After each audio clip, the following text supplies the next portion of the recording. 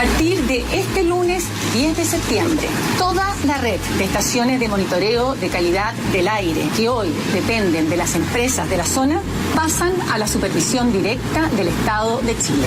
A partir del segundo semestre del año 2019, esta red será perfeccionada de acuerdo a los resultados de una auditoría internacional que actualmente estamos realizando con el gobierno de Finlandia. Estableceremos una normativa más exigente en calidad del aire para el dióxido de azufre, implementando a partir del primer semestre del año 2019 una norma horaria de dióxido de azufre. Bien, ministro. No, muy entusiasta no. Me parece que el gobierno finalmente entiende la urgencia, la emergencia, tanto política como ambiental, y que el gobierno tome el control, una especie como de expropiación del control del monitoreo. Me parece que es interesante. Ahí lamentablemente algunos van a decir que va a ser juez y parte, porque al gobierno le conviene ir mostrando buenas noticias. Es una lo pongo como un pelo en la sopa. Claro. Pero claramente la instrucción presidencial aquí es que la ministra se haga cargo del asunto, tome el toro por las astas. Carolina Schmidt venía haciendo una buena labor como ministra de la mujer en su primer ministerio, porque después a ella le tocó la papa caliente de educación y automáticamente bajó al ranking de la peor evaluada. ¿Se han dado cuenta de eso? Como casi todos los ministros de educación, ¿o no? Da lo mismo que tú lleves una gestión de 24 horas, pero toma educación automáticamente el peor Inmediatamente. Evaluado, porque ellas eran prácticamente las mejores evaluadas. Sí. Además, hubo un caso de violencia intrafamiliar en Colo-Colo, que ella creo que se metió, quedó bastante, iba bien evaluada hasta que asumió la papa caliente de educación. Ahora ella entra en otra papa caliente. A la pregunta es si es que políticamente lo maneja bien. No hay pocos en la derecha que consideran de que ella es una figura que tiene bastante proyección. Así que vamos a ver cómo finalmente la ministra Schmidt gestiona esta catástrofe ambiental, para ver si es que va a dar un paso al costado o se proyecta. ¿Se habrá imaginado cuando aceptó el ministerio que iba a meterse inmediatamente en la pata de los caballos? Porque normalmente el Ministerio de Medio Ambiente no es un ministerio de los más sensibles o que estén ahí en el centro de la contingencia. Uno podría decir, chuta, asumir educación, asumir salud, ministerios complicados o del gabinete político, medio ambiente, ya llega medio ambiente y justo le toca esta crisis. Lo que es interesante de medio ambiente es que tiene un parecido con otros ministerios que son, por así decirlo, de hitos. Y los hitos, dependiendo de cómo los manejas, depende de la opinión pública qué imagen tiene de ti. Por ejemplo, yo creo que hago una encuesta a todos los chilenos y nadie tenía la más peregrina idea de quiénes fueron los ministros de minería previos a Lawrence Goldburn. Claro. Yo creo que nadie sabía ni siquiera que hacía un ministro de minería, digamos, en la opinión pública en general. Y probablemente después tampoco. Lo interesante es que en el caso de minería, hay muchos que dicen, el caso de la mina San José, muchos piensan que era el Ministerio del Trabajo el que debería haber asumido políticamente la gestión. Más encima, era un problema laboral, era un problema de venta de activos a futuro. Claro. Y finalmente es por este hito que se proyecta en una emergencia la figura de Goldburn por haberlo manejado bien. Ahora que empezó manejándolo, ya que estamos entrando y haciendo memoria, que entró manejando muy mal la crisis. ¿Quién? Porque Goldburn. Goldburn. Porque prácticamente él en una punto de prensa ahí, cuando no se sabía nada de los mineros todavía, él prácticamente los da por muertos. Sí, baja la expectativa. Y la gente ahí lo increpa, sí. Y ahí hay un vuelco en relación a cómo se maneja, y vamos a seguir buscándolos hasta el final, y ya vimos el resultado. Pero imagínate que si hubieran seguido o no hubieran hecho nada los pobladores o los familiares de los mineros en ese minuto y se quedan con la explicación del ministro. Sí. Ahora, entonces, a lo que voy es que es muy importante lo que está pasando también en Quintero, de cómo la gente está respondiendo, que está respondiendo de una manera ya con ya hastío, digamos. Es que pensando, Gerson, en esa misma analogía, la pregunta es... ¿ha respondido bien? ¿Ha estado a la altura? ¿Ha manejado bien políticamente el tema la ministra Schmidt? Dicen que partió no muy bien porque le echó la culpa a ENAP. Inmediatamente. Y no estaba muy claro que efectivamente fuera Ahora, el caso. sale y transmitíamos ayer en directo a la hora del programa el superintendente de Medio Ambiente y finalmente confirma lo que había sido la versión de la ministra. Confirma Responsabilizando la a versión de la ENAP y formulando cargos en contra de la empresa. Y ahí el otro tema y el otro gran tema del día, que tiene que ver con esta pugna ya frontal entre el gobierno y la empresa ENAP. ministra. Sí. Porque... Paréntesis, espérate. Entonces, lo que me estás diciendo tú es que la ministra tuvo razón en su intuición original. Al menos la Superintendencia de Medio Ambiente confirma su versión original. Okay. Ahora, que eso sea bueno o malo es algo Claro, que es difícil decirlo a estas superinterpretable, alturas. pese a los informes, porque mira, pese a lo categórico de la conclusión de la fiscalización de la Super de Medio Ambiente, recordemos ayer tuvimos en directo allá a Cristian Franz, que levantó cargos contra ENAP por uso inadecuado en el tratamiento de fluidos, por introducción de fluidos no autorizados en procedimientos de la empresa. Esa fue más o menos la acusación. Bueno, pese a eso, todavía no hay certidumbre, certeza, ni responsabilidades indesmentibles, y por lo tanto se mantiene el conflicto, se mantiene además la crisis medioambiental. Ya llevan 17 días los habitantes de Quintero Puchuncaví soportando el tema, y 17 días también de conflicto político, político empresarial. Renunció el vicepresidente Gonzalo Lacarrera, se fue dando declaraciones súper fuertes, porque lo que dice él es que acá se construyó un caso para apuntar a ENAP, para acusar a ENAP. Hay rechazo también del directorio a estas imputaciones. El directorio sesiona luego el 12 de septiembre, pero aún así se elaboró una minuta donde hacen descargos técnicos, lógicos, dicen. Lógico, ¿en qué sentido? Dice, la crisis del 21-23 de agosto no tiene nada que ver con la del 4 y ahí ya estábamos cerrados, estaban clausuradas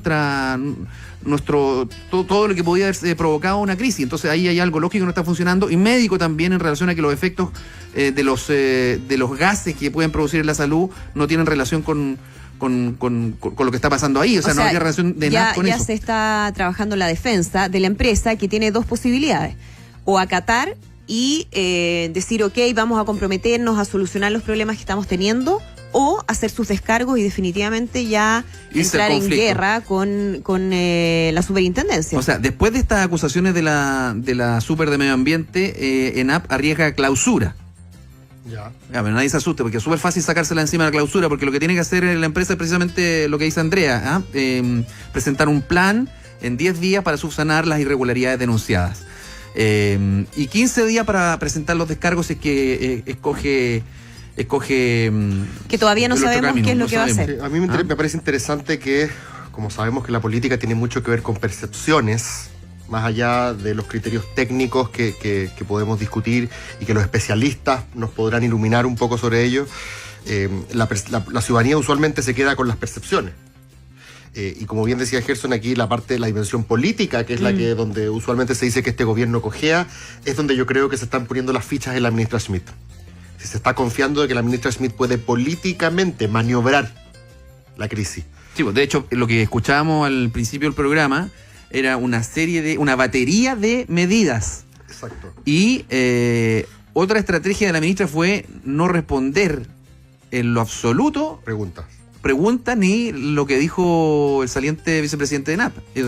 O sea, dijo, yo no atiendo cosas personales, y me dedico solamente a lo que me corresponde como ministra, administrar la crisis, y ya presentó una serie de Esa va medidas. a ser la línea del gobierno, porque también hoy día fue entrevistado el ministro Blumel y dijo exactamente lo mismo. O sea, no nos vamos a comentar opiniones personales en relación a lo que decía Gonzalo Lacarrera. No podemos hacer cargo de las sensibilidades personales. Pero yo creo que hay un problema. Hoy día la ministra en ese punto de prensa no contestó prácticamente preguntas de la prensa. Y había hartas preguntas de la prensa, y había hartas preguntas en relación, más allá de las opiniones personales de Gonzalo Lacarrera, de lo que está pasando con ENAP. O sea, no es cualquier empresa. Entonces, yo creo que ahí falta hacerse cargo desde el punto de vista de lo político respecto a lo que está pasando en esta confrontación de versiones, porque ENAP lo que dice, y esa es la postura de Gonzalo Lacarrera y del directorio, de acuerdo a lo que él mismo ha ido señalando, es que aquí la empresa está absolutamente convencida de que ellos no son. Está absolutamente convencida de que tienen los elementos, además técnicos, para demostrar que no son. Y dicen que se están armando de alguna manera con todo, es decir, están yendo a fuentes médicas, técnicas, de todo tipo para demostrar que ellos no son responsables y que además no tienen ninguna lógica pensar que el episodio del pasado 21 y 22 de agosto es distinto a lo que pasó el 4 de septiembre. Entonces dice, nosotros ya teníamos todas las fuentes paralizadas y esto sigue. Entonces no tiene sentido que nos sigan responsabilizando a nosotros. Sí, yo lo que quiero, yo estoy completamente de acuerdo, lo que quería fijarme, porque desde que llegué yo por lo menos a la radio, generalmente el que escuchamos hablando como vocero del gobierno es al intendente. Me parece que quizás la evaluación... Y al presidente. Y el presidente fue. Cuando fue a Quintero. Esto no había llegado, parece, exacto, pero no, fue el presidente. Y no fue muy bien recibido. Sí, tuvo algunos pero curiosa, pero quizás entonces, entre que esté tan arriba o tan abajo, se optó finalmente por una figura intermedia. Porque parece que el intendente no estaba siendo políticamente... lo empáticamente no estaba dominando comunicacionalmente la situación. Lo que hace la ministra hoy día es primero controlar absolutamente el mensaje, es decir, lo que va a salir en los medios de comunicación es lo que yo digo, no lo que no digo, por supuesto, porque no respondo preguntas, porque además las preguntas no las puedo responder porque no tengo información. Si aquí el problema es que no hay claridad más allá de esta acusación de la Superintendencia de Medio Ambiente contra ENAP, que es discutible, ya vemos cómo reacciona la empresa y lo que provocó. No tiene respuestas, la autoridad no tiene respuesta, pero sí controla muy bien el mensaje, por lo tanto una estrategia comunicacional bien pensada. ¿Ah? Y el mensaje es, nosotros estamos a cargo. Exacto, claro. Tomamos el control. No hay un vacío de autoridad. Exacto. Justamente para que no siga pasando eso de que nadie sabe qué diablo está pasando, bueno, nosotros por lo menos tomamos el control, tomamos las riendas de la situación y además no solamente con medidas inmediatas, como por ejemplo el que el Estado tome el control de las mediciones, que se van a reforzar las mediciones, que están elaborando además una normativa para ser más exigentes en términos de las emisiones, sobre todo en el dióxido de azufre, pero al final, dando la vuelta entera, uno vuelve a la reflexión inicial. Quintero, Puchuncaví tienen un destino fatal, que es compartido, lo decíamos al comienzo de esta crisis, porque además esto lleva décadas, por muchas zonas de sacrificio medioambiental en el mundo, sacrificio medioambiental y humano, a costa del, entre comillas, progreso. Y todo lo que se haga, absolutamente todo, va a ser tardío e insuficiente. Y lo que le queda a la comunidad, aparte de la presión y demanda y exponer su situación personal y como comunidad, son iniciar acciones judiciales de tipo compensatorias.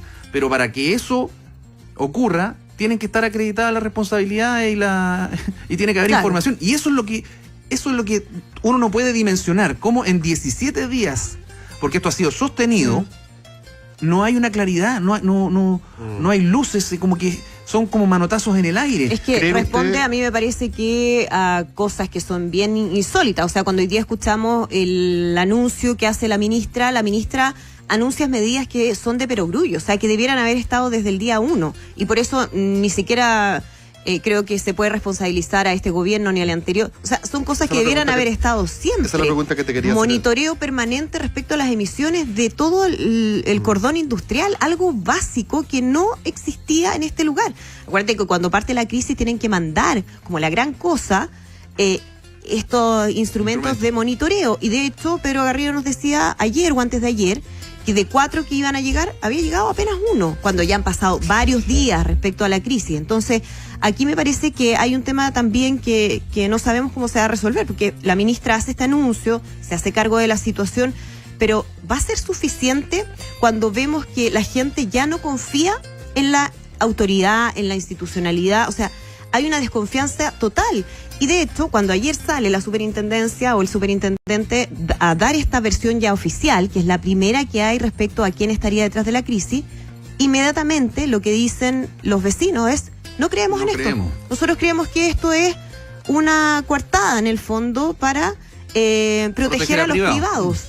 Entonces, al parecer, todo este conflicto social que se ha ido incubando, a mí me parece que no va a terminar aquí, porque hay demasiada desconfianza respecto a las versiones oficiales. Y ese es un tema que ha pasado, bueno, sabemos, hay una crisis de desconfianza generalizada, pero en este caso se está transformando en un problema político importante por lo mismo. Tú mencionaste brevemente que esto no tenía tanto que ver solo con este gobierno, sino que se viene arrastrando. ¿tú crees que habría sido distinto el manejo político en el gobierno anterior?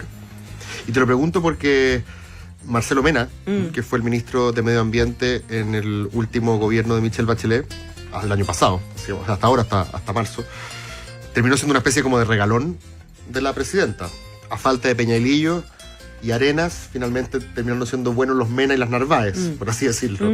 Sí. Y ella adquirió, además, ante la comunidad internacional, un poco robándole los ropajes de Capitán Planeta al presidente Lago, ella terminó siendo una especie de Capitana Planeta, sí, promoviendo el acuerdo de los océanos. Incluso Mena terminó en foros internacionales quitándole protagonismo a Araldo Muñoz, que había sido el que había conducido estos procesos. Entonces, quizás también un ministro de Medio Ambiente empoderado, como lo terminó siendo Mena en el gobierno de Michelle Bachelet, porque finalmente también el discurso... Pese a toda la política energética de Bachelet que contrastaba bastante con el discurso. Eso es lo interesante, que parece que al final del gobierno de Michelle Bachelet, a propósito de lo de Dominga, para encontrarle una narrativa política a lo que estaba ocurriendo, la presidenta, me imagino que asesorada también por su gente, elabora este relato de que el crecimiento no es lo más importante, de que hay cosas que están antes, como por ejemplo el medio ambiente. Claro, pero en la práctica, la gente de Puchuncaví, termoeléctrica por medio, la gente de Quintero, la gente de Ventana, toda la gente que se encuentra en esta zona ha seguido viviendo igual, no le ha cambiado nada su situación. Y ahí yo creo que finalmente la lectura que se hace desde esas comunidades es que aquí da lo mismo que en porque ellos han sido abandonados por todo. Sí, no, que yo me refiero a la sensibilidad real, auténtica de los ministros de Medio Ambiente, porque yo a Marcelo Mena le creo su sensibilidad verde, porque él tenía una trayectoria larga en esta materia. Sí. Dicen que es su tema, claro. Es su tema. Entonces, en este caso, la pregunta es si es que Carolina Schmidt podrá un poco cumplir esa misma función, ya no solo desde el punto de la destreza política, sino también desde el punto de vista de la coherencia, de que la gente le crea, de que está dispuesta eventualmente a sacrificar intereses de privados, intereses de los poderosos de siempre, como decía... por la comunidad. Eso es lo que está por verse, porque haciendo un poco de resumen, porque separando la crisis ambiental propiamente tal del manejo estratégico comunicacional, lo que vemos a partir de ayer es que el gobierno intenta retomar el control, para ordenar una serie de errores que se cometieron precisamente en el manejo político, donde la ministra Schmidt también es apuntada con el dedo precisamente por su acusación directa en AP antes de tener ninguna información, y ahí salieron sus vínculos con... de su marido con el presidente del directorio de Oxiquín, Fernando Barro, empezaron a aparecer ese tipo de antecedentes. Apareció entre medio el ministro de Salud, con esta declaración acá en ADN Hoy, de que en fondo eran gases ofensivos, pero que no era intoxicación. Le trató de bajar el perfil cuando se supone que la crisis ya estaba pasando, pero no contaban con que venía otro episodio. Pero podemos saber ahora por lo del intendente que tú recordabas. Entonces ahora aparece como un intento mucho más claro por tomar el control, sobre todo comunicacional. Insisto ahí en que ellos se quedan con el mensaje que yo quiero decir, no acepto preguntas, no respondo respecto de las críticas del saliente vicepresidente de NAP. Entonces queda todo mucho más ordenado en el discurso, pero la crisis está igual.